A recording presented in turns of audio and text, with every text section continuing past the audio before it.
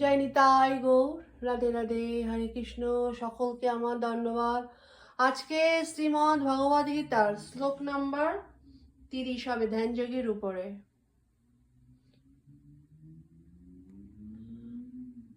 ভজ নিতাই গৌর রাধে শ্যাম, জপ হরে কৃষ্ণ হরে রাম।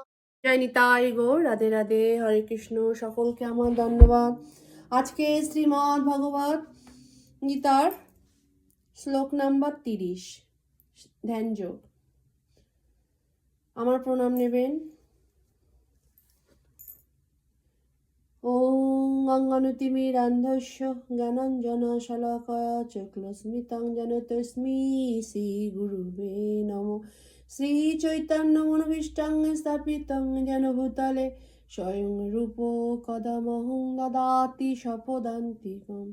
বন্দেহং শ্রীগুরু শ্রীযুতপদ কমলং শ্রীগুরুন বৈষ্ণবংশং শ্রীরূপং সাগ্রজাত সঘন রঘুনাদিতং তিং সদিজং সাদৈত্যং সাবদূতং পরিজন সহিতং কৃষ্ণ চৈতন্য দেবং শ্রী রাধা কৃষ্ণ প্রধান সঘন ললিতা শ্রী বিশাখান্বিতাশ্চ।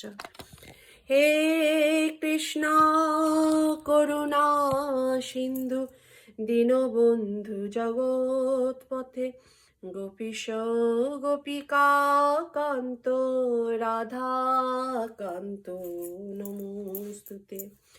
তপ্ত কাঞ্চনা গৌরঙ্গী রাধে বৃন্দাবনেশ্বরী বৃষভানুসুতে দেবী প্রণমামি হরি প্রিয়ে। মঞ্চকল্পতরুভশ্চ কৃপা সিন্ধুভ্য এব চ পতিতানাং পাবনেভ্যো বৈষ্ণবেভ্যো নমো নমো। জয় শ্রী কৃষ্ণ চৈতন্য প্রভু নিত্যানন্দ শ্রী অদ্বৈত গদাধর শিবাসাদি নিতাই গৌর ভক্ত বৃন্দ। হরে কৃষ্ণ কৃষ্ণ কৃষ্ণ হরে হরে, হরে রাম রাম রাম হরে হরে। ভজ নিতাই গৌরাধে শ্যাম, জপ হরে কৃষ্ণ হরে রাম। যমাং পশ্যতি সর্বত্র সর্বং চ মহি পশ্যন্তি তৎসং ন প্রণশ্যামি স চ মে ন প্রণশ্যন্তি। গীতার গান। সে দেখে আমারে সব স্থাবর জঙ্গমে, অন্য দৃষ্টি নাহি তার নির্গুণ সংগমে। সে হয় আমার প্রেমী, আমি হই তার।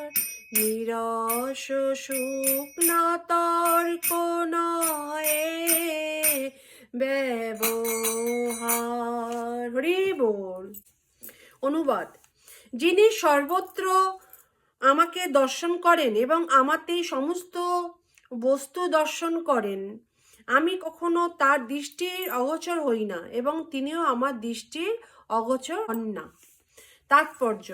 কৃষ্ণ ভাবনাময় ভক্ত নিঃসন্দেহে সর্বত্র ভগবানকে দর্শন করেন এবং তিনি সব কিছুই ভগবানের মধ্যে দেখতে পান। হরি বল। যদিও মনে হতে পারে যে সে এই ধরনের মানুষ মায়ার ভিন্ন ভিন্ন প্রকাশকে সাধারণ মানুষের মতো ভিন্ন ভিন্ন রূপে দেখছেন, কিন্তু তিনি অনুভব করেন যে সব কিছুই শ্রীকৃষ্ণের শক্তিরই প্রকাশ। তাই তিনি সর্বদাই কৃষ্ণ ভাবনাময়। হরি বল। শ্রীকৃষ্ণ ছাড়া তার আর কোনো কিছুরই অস্তিত্ব থাকতে পারে না এবং শ্রীকৃষ্ণই হচ্ছে সব কিছুর ঈশ্বর। এটি কৃষ্ণ ভাবনার মূল তত্ত্ব। কৃষ্ণ ভাবনার মৃত উদ্দেশ্য হচ্ছে কৃষ্ণ প্রেমের বিকাশ করা। এই স্তর জড়বন্ধন মুক্তির অতীত, আত্ম উপলব্ধির অতীত কৃষ্ণ ভাবনায় এই স্তরের ভক্ত শ্রীকৃষ্ণের সঙ্গে একাত্ম হয়ে যান, অর্থাৎ তার কাছে তখন সবকিছুই কৃষ্ণময় হয়ে ওঠে এবং তিনি তখন পূর্ণরূপে কৃষ্ণ প্রেমে আবিষ্ট হয়ে যান। ভক্ত ও ভগবানের মধ্যে তখন এক নিবিড় অন্তরঙ্গ প্রেমময় সম্পর্ক স্থাপিত হয়। এই অবস্থায় জীব কখনোই বিনাশ প্রাপ্ত হয় না। তখন শ্রীকৃষ্ণ আর কখনোই তার ভক্তের দৃষ্টি অগোচর হন না। শ্রীকৃষ্ণের সঙ্গে লীন হলে আত্মার স্বাতন্ত্র্যের বিনাশ হয়। তাই ভক্ত কখনো এই ভুল করেন না। ব্রহ্মসংহিতাতে 5:38 বলা হয়েছে,